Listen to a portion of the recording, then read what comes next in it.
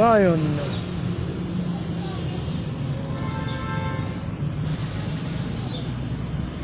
On va kembe yon. Ça on va kembe. Pigeon kon kembe pigeon, oui. Pas nos petites demoiselles kap kembe.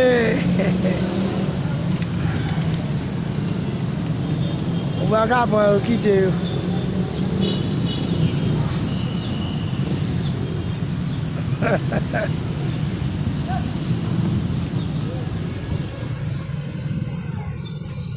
On va faire aller net.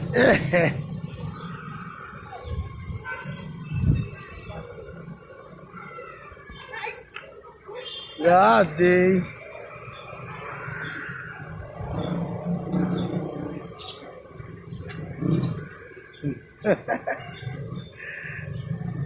Pigeon kon kembe pigeon.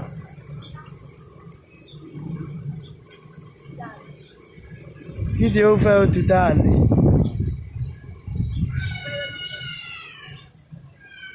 Pigeon par contre kembe pigeon vini.